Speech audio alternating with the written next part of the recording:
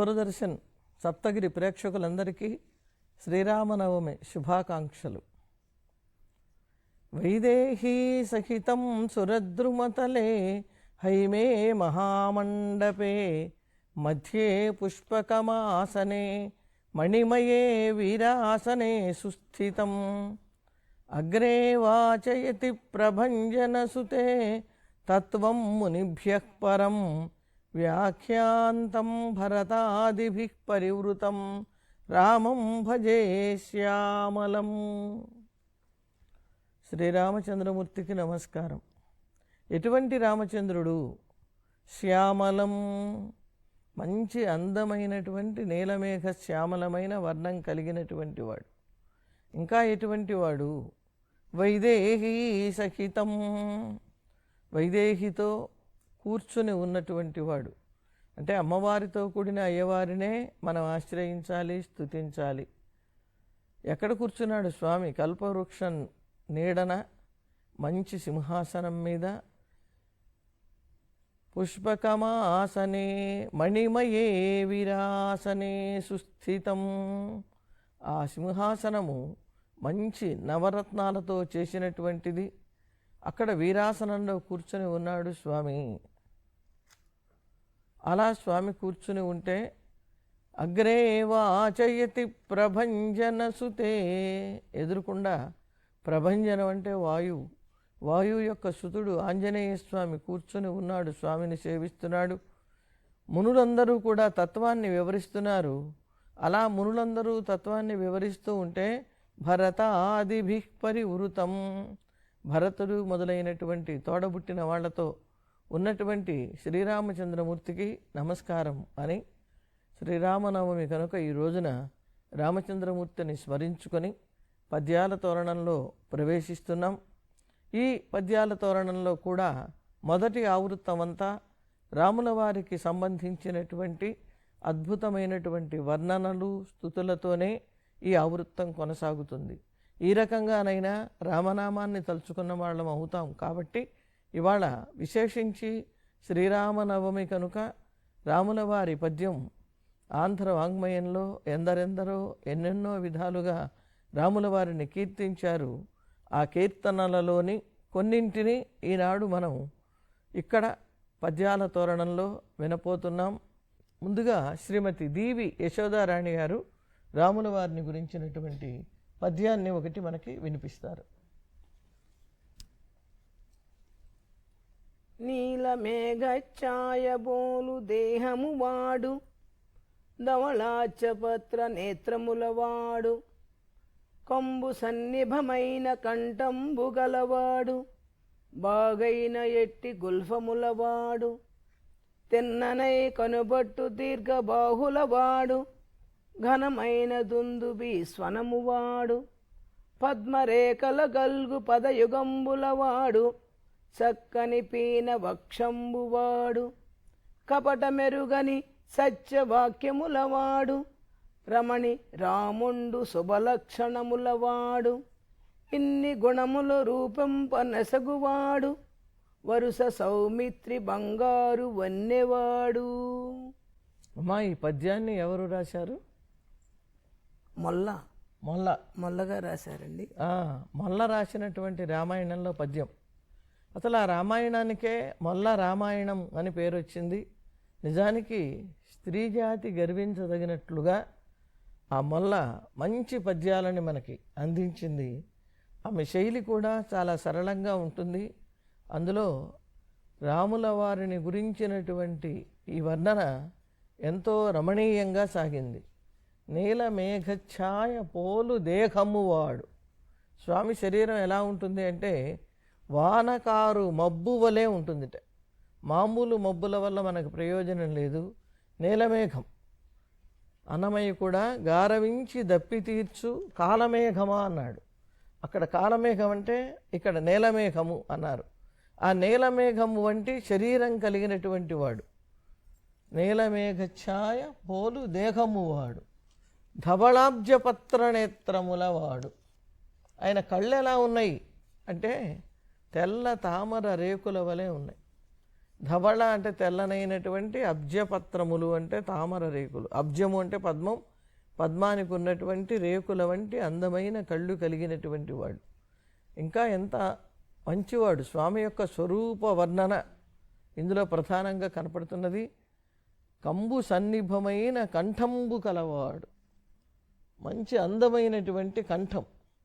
ఆ కంఠం ఎలా ఉంటుంది అంటే శంఖం లాంటి అందమైనటువంటి కంఠం కలిగినటువంటి వాడు.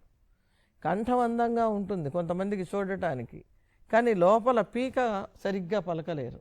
రామచంద్రమూర్తి యొక్క కంఠము పైకి అందంగా ఉంటుంది, గంభీరమైనటువంటి స్వనాన్ని కూడా మనకి వినిపిస్తుంది. ఇంకా ఎలాంటి వాడు? బాగైన ఎట్టి గుల్ఫముల వాడు. గుల్ఫములు అంటే మిగాళ్ళు. అవి ఎలా ఉండాలో అందరికీ ఒక రకంగా ఉండదు. ఏ ఏ అవయవము ఎలా ఉంటుందో, వాళ్ళ లక్షణం ఎంత గొప్పగా ఉంటుందో సాముద్రిక శాస్త్రం ఒకటి మనకి ప్రత్యేకంగా చెప్పింది. ఆ శాస్త్రంలో చెప్పినట్లుగానే ఉన్నాడు రామచంద్రమూర్తి అని ఇక్కడ మొల్ల వర్ణించి చెప్తున్నది. ఇంకా ఎటువంటి వాడు? మంచి విశాలమైనటువంటి వక్షస్థలం కలిగినటువంటి వాడు. ఇంకా ఎంత గొప్పవాడు అని ఆయన యొక్క గొప్పతనాన్ని క్రమక్రమంగా చెప్తున్నదావిడ. ఆ చెప్తూ స్వామివారి నేత్ర సౌందర్యం, వక్షస్థలం, గుల్ఫములు, ఆ తరువాత ఆవిడ క్రమంలోకి వచ్చేసరికిగా రాముని యొక్క మనోహరమైన గుణాలని వర్ణిస్తూ వరుస సౌమిత్రి బంగారు వన్నెవాడు. అంటే రాముడికి లక్ష్మణుడికి ఏ విధమైన తేడా లేదు. అన్ని గుణాలు రాముడిలో ఉన్నవన్నీ లక్ష్మణుడిలో కూడా ఉన్నాయి. కాకపోతే ఒక్కటే తక్కువ. ఈయన నీలమేఘశ్యాముడైతే ఆయన బంగారు రంగు కలిగినటువంటి వాడు అని చాలా అందంగా శీర్షపద్యంలో మొల్ల వర్ణించింది. మొల్ల రాసిన రామాయణానికి మొల్ల రామాయణం అనే పేరు వచ్చింది. సరళమైనటువంటిది, చక్కటి వర్ణనతో ఈ పద్యాల తోరణం ప్రారంభం చేసినందుకు ధన్యవాదాలు. ఇక తరువాత రామచంద్రమూర్తి యొక్క వైభవాన్ని చాటినటువంటి శతకం మనకి భద్రగిరి దాశరథి కరుణాపయోనిధి అని దాశరథి శతకం. దాశరథి శతకాన్ని కంచెర్ల గోపన్న గారు రాశారు. ఒక శతకం రాయటమే కాదు, ఆలయాన్ని చక్కగా నిర్మించాడు భద్రాచలంలో. అంత గొప్ప మహానుభావుడు. ఆ మహానుభావుడు రాసినటువంటి శతకంలో ప్రతిపద్యము రామమయమే. అంతా రామమయం, జగమంతా రామమయం అన్నదానికి నిదర్శనంగా ఆయన ప్రతి పద్యంలో రామ వైభవాన్ని చాటారు. అందులో ఒక పద్యాన్ని వినిపించమ్మా. అండి, నా పేరు అర్చన అండి. అర్చన పేరు. జీరగురామ చారు తులసీ దళదామ సమక్షమాది శృంగార గుణాభిరామ త్రిజగన్నుత శౌర్య రమాలలామ దుర్వారక బంధ రాక్షస విరామ జగజ్జన కల్మషార్ణవోత్తారక నామ భద్రగిరి దాశరథి కరుణాపయోనిధి. శ్రీ రఘురామ అంతే కదా? మీకు చదివిన పద్యం అదేనా? ఇది ఎన్నో పద్యమో చెప్పగలరా? ఈ పద్యం శ్రీ రఘురామ అనేది శతకంలో మొట్టమొదటి పద్యం. శ్రీ రఘురామ చారు తులసీదళధామ. అసలు నిజానికి ఈ ఒక్క పద్యాన్ని మనం చెప్పుకున్న గంట టైం సరిపోదు. అంత విశేషమైనటువంటి పద్యం ఇది. శ్రీ రఘురామ అంటే రఘువంశంలో పుట్టినటువంటి రామచంద్రమూర్తి. రఘువంశంలో పుట్టినందువల్లే శ్రీ రాఘవుడు అని ఆయనకి బిరుదు వచ్చింది. అలాంటిది ఆ వంశకర్తని కీర్తిస్తున్నారు. మొట్టమొదట వంశకర్త సూర్యుడు. ఆ సూర్యుడు తర్వాత ఇక్ష్వాకువు పేరొందినవాడు. ఇక్ష్వాకు వంశంలో పుట్టిన తర్వాత రాముడు. రాముడికి రఘువంశంలో పుట్టినందువల్ల రాఘవుడు అనే పేరు వచ్చింది కనుక ఈ వంశంలో ఉన్నటువంటి మహనీయుల్లో రఘువు గొప్పవాడు. రఘువు గొప్పతనం చెప్పాలి అంటే మనం ఇలా చెప్పుకోవడానికి అవకాశం సరిపోదు. శ్రీ రఘురామ ఆయన ఎలా ఉంటాడు? చారు తులసీదళధామ, అందమైనటువంటి తులసిమాలని మెళ్ళ వేసుకుని ఉంటాడు. శ్రీ మహావిష్ణువునికి తులసి అంటే చాలా ఇష్టం కనుక తులసిమాలను ధరించాడు.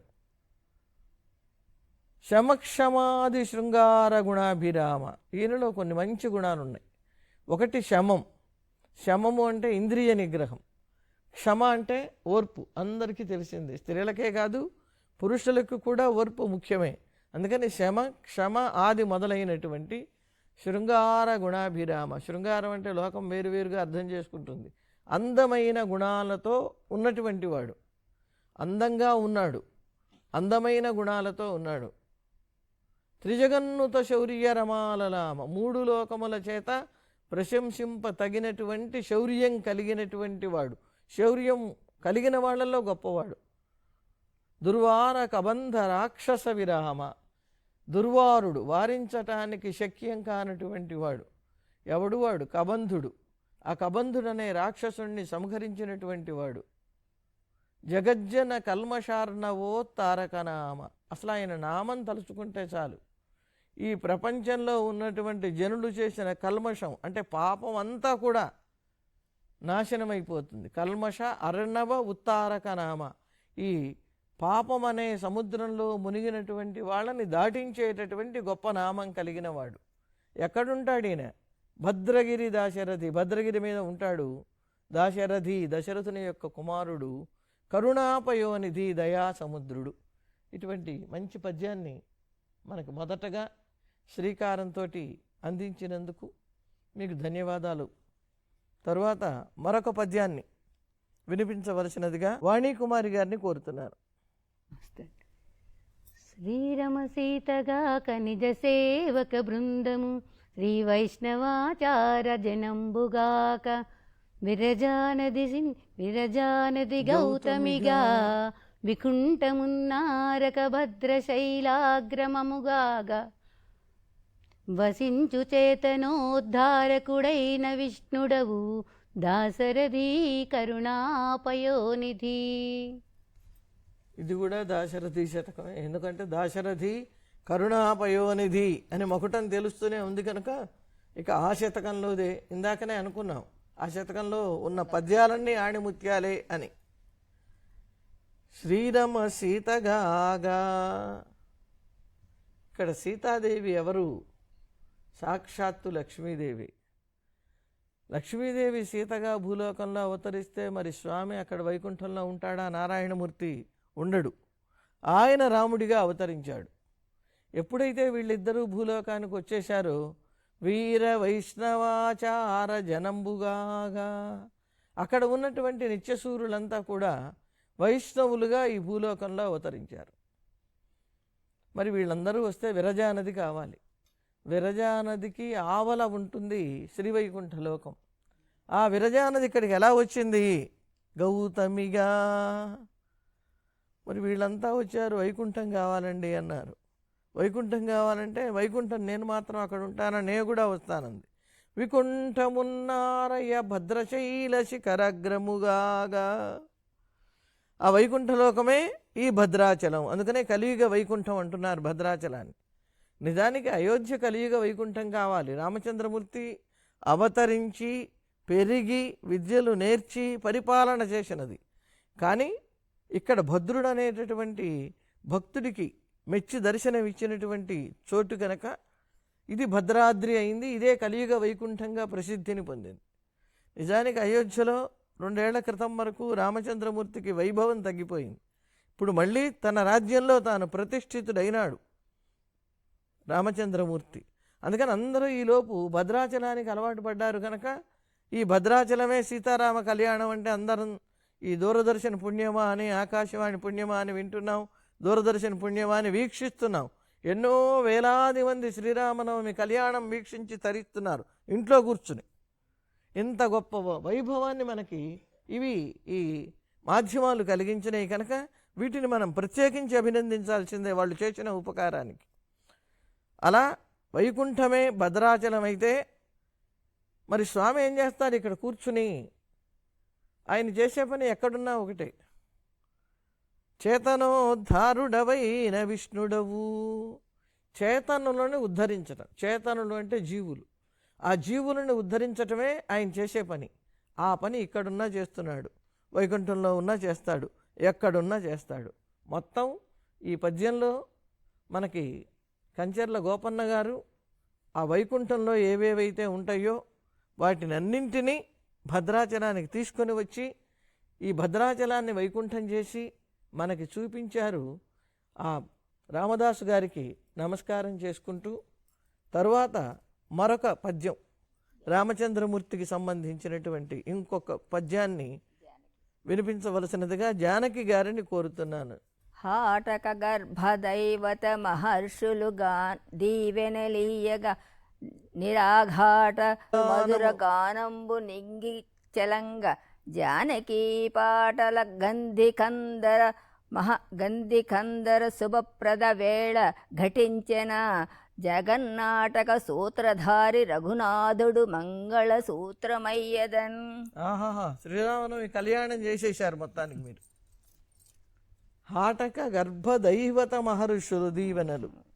ఈ దీవెననిచ్చే వాళ్ళు ఎవరు? సామాన్యులు కారట. ఎవరు అంటే హాటక గర్భుడు.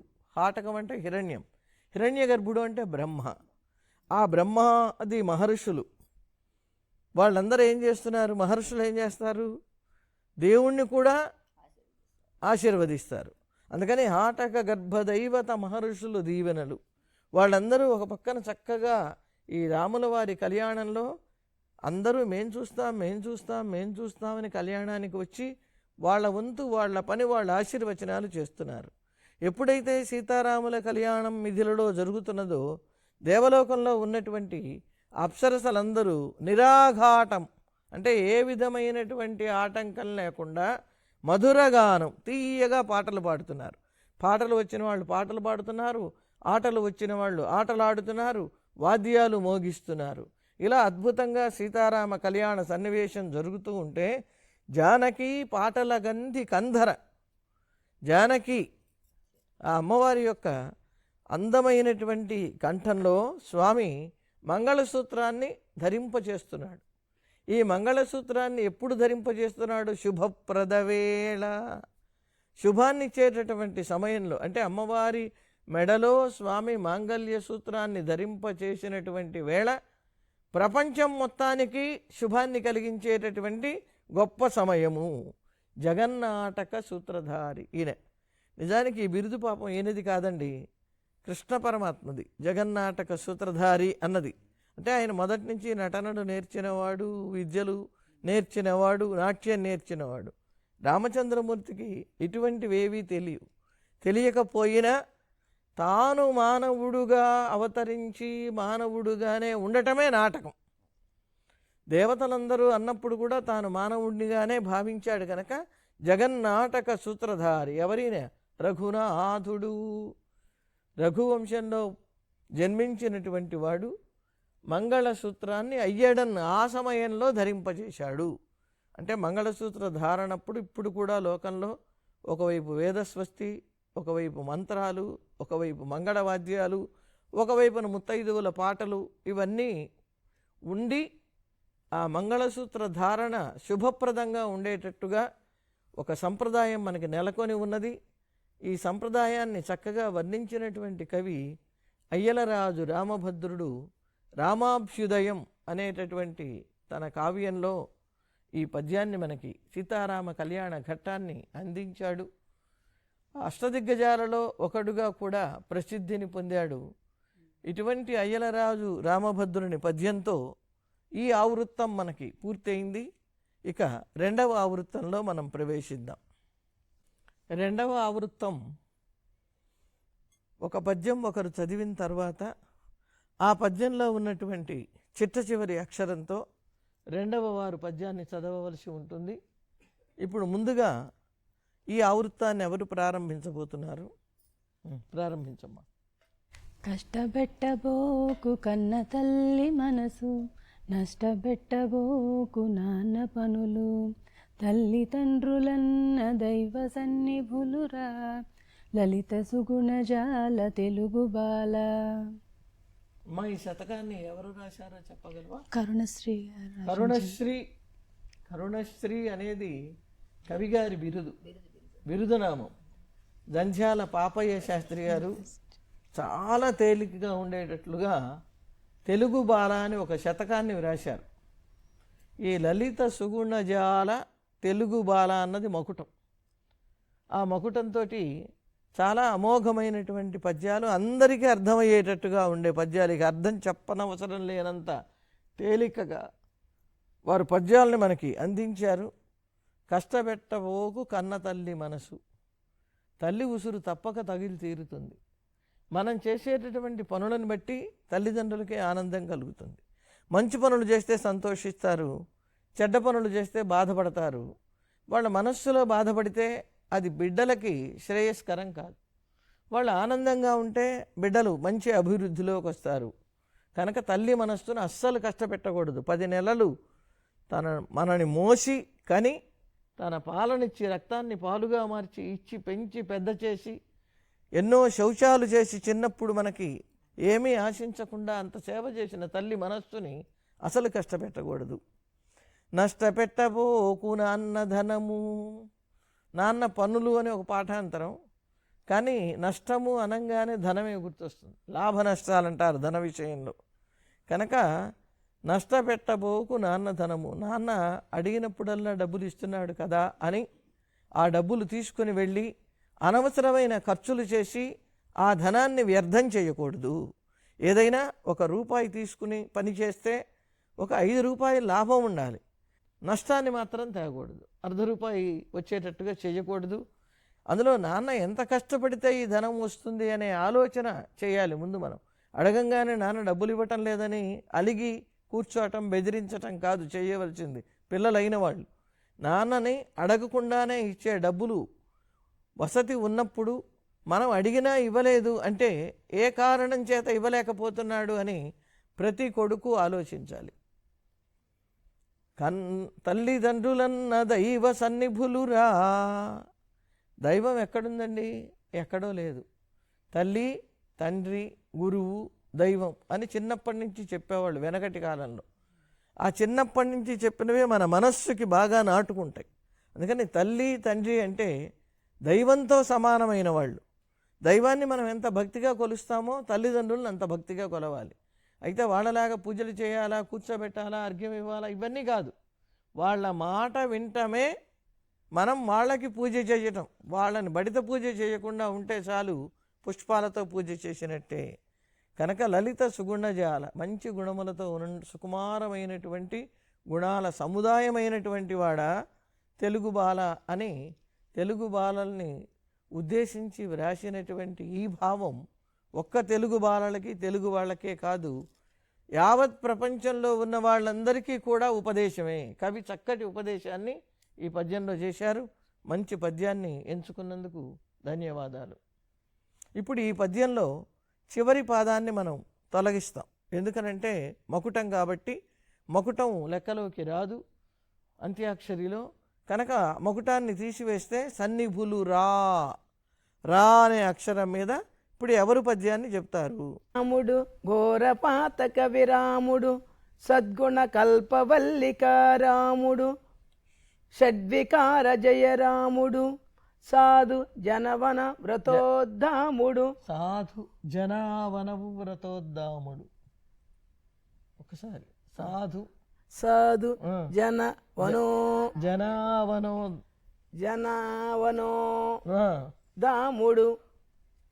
రాముడే పరమదైవము మాకని మీ ఎడుంగ కెందామరలే, భజించెదను దాసరథి కరుణ అపయోనిధి.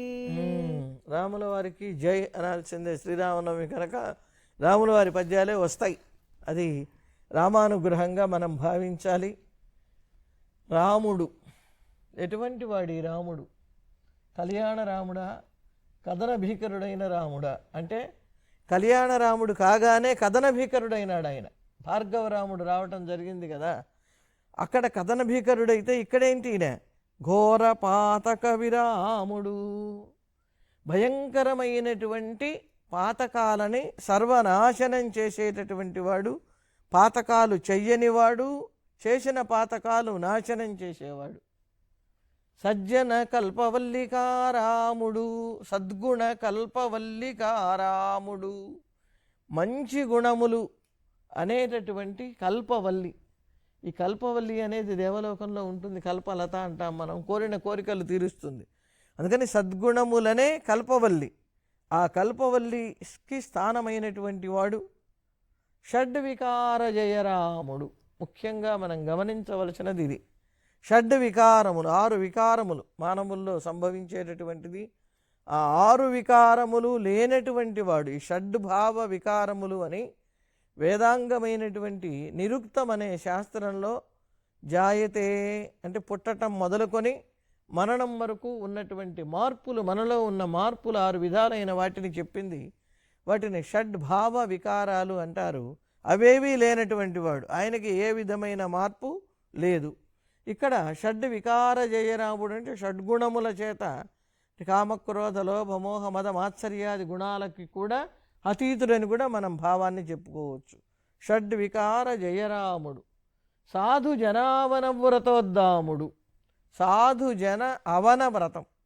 సాధువులు అంటే మంచివాళ్ళు, మంచివాళ్ళైనటువంటి వాళ్ళని అవనము అంటే రక్షించడం. సాధు జన అవనము, సాధు జనావన వ్రతం, ఇదొక వ్రతంగా ఆయన ఉన్నాడు. ఒక్కొక్కళ్ళకి ఒక్కొక్క వ్రతం ఉంటుంది. మనం నోచే నోములు వ్రతాలు వేరు. రాముడు ఒక వ్రతాన్ని పూనాడు. ఎవరు తనని శరణాగతి చేస్తే అనన్య నిష్ఠతో వాళ్ళని రక్షిస్తాను అని శపథం కూడా చేశాడు ఆయన. అందుకని సాధు జనావనం వ్రతోద్దాముడు, అందులో గొప్పవాడు. ఆ వ్రత పాలనలో వ్రతోద్దాముడు. రాముడే పరమదైవము, అంతకంటే మించినటువంటి దేవుడు మరొకడు లేడు అని వీరభక్తితో కంచర్ల గోపన్న గారు అన్నారు. మాకని ఏం చేస్తారట ఆయన? మీ అడుంగు కెందామరలే భజించదని. మీ పాద పద్మాలు, ఈ పద్మాలు కూడా ఎలా ఉన్నాయి? తెల్ల పద్మాలు కాదు, అరికాళ్ళు చక్కగా ఎర్రని వర్ణంతో ఉన్నాయి. ఎర్రగా అంటే మళ్ళీ రక్తవర్ణం అనుకుంటారేమో, అలా కాదు. చూడటానికి ఎంతో ఆనందాన్ని కలిగించేటటువంటి ఎర్ర తామరల వంటి పాదములు కలిగిన స్వామి ఆయన. ఆ స్వామి పాదాలనే నేను సేవిస్తాను అని రామదాస్ గారు ఆ స్వామిని అనన్య నిష్ఠతో పూజించాడు. మంచి పద్యాన్ని వినిపించినందుకు మీకు ధన్యవాదాలు.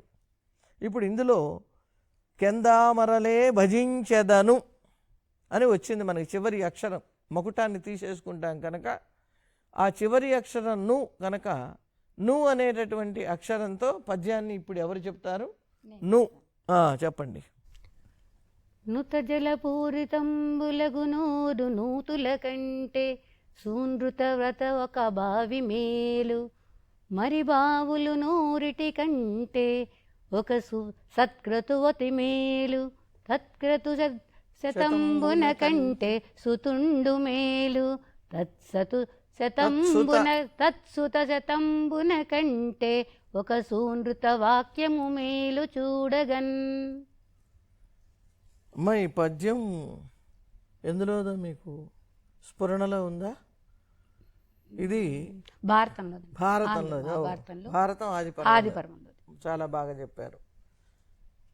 ఈ పద్యం ప్రధానంగా ఒక సత్యవాక్యాన్ని గురించి చెప్తున్నది.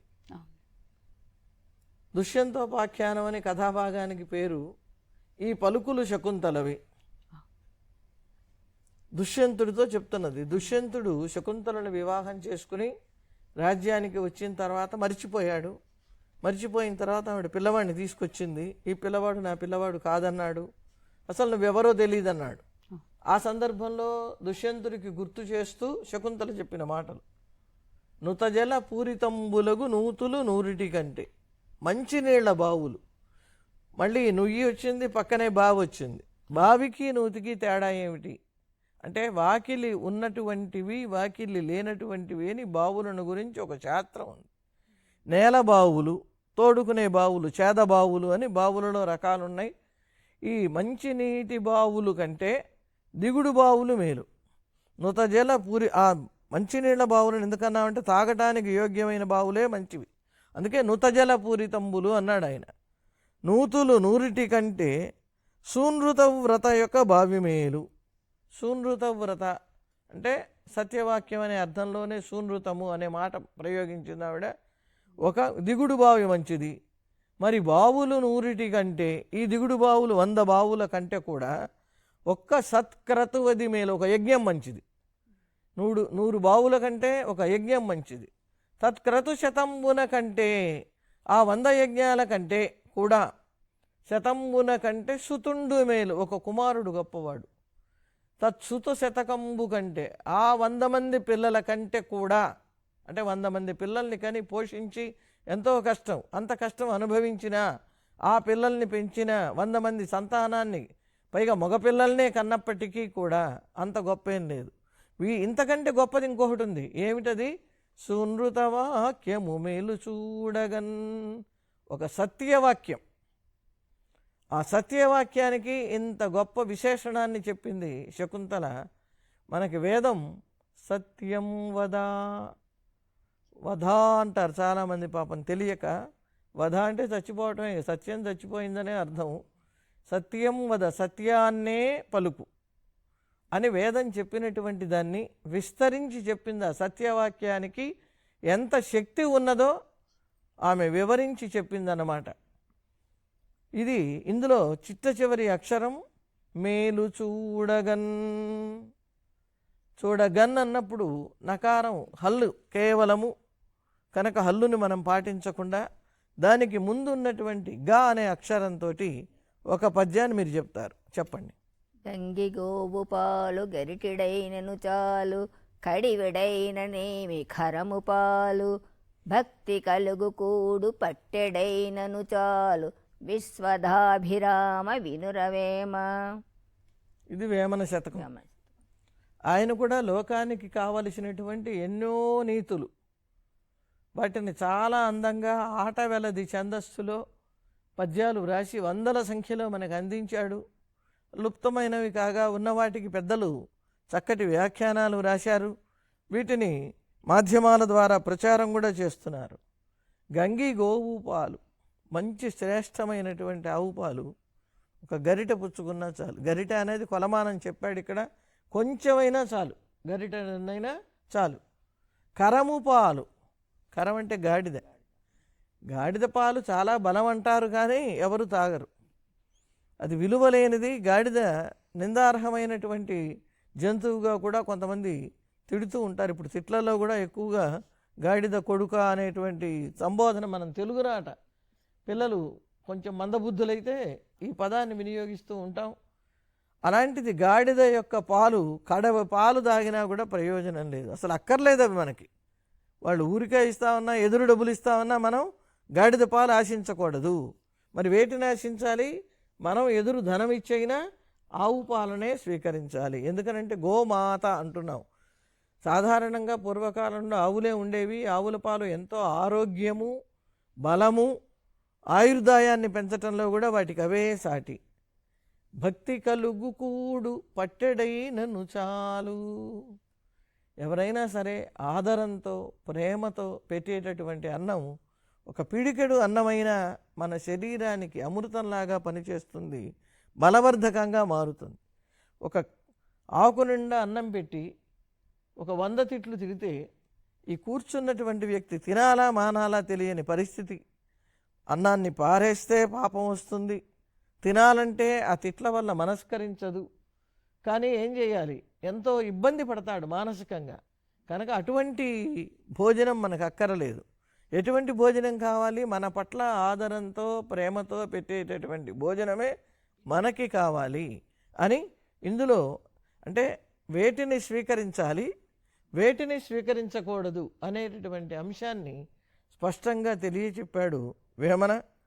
ఈ ఆవృత్తంలో మనం చక్కగా ఒక తేలిక శతకం ప్రారంభంలో కరుణశ్రీ గారి శతక పద్యం, మధ్యలో మళ్ళీ చక్కగా రాముల వారి కీర్తన, ఆ తదుపరి మహాభారతంలో ఆణిముత్యం లాంటి సత్యానికి పెద్దపీట వేసినటువంటి పద్యం, మళ్ళీ చివర ఎలాంటి పదార్థాలు మనం స్వీకరించాలి, ఎలాంటి పదార్థాలు స్వీకరించకూడదు అనే అంశాలని తెలుసుకున్నాం. మళ్ళీ మనం మరొక విభాగంలో కలుసుకుందాం. ఈనాటికి సెలవు.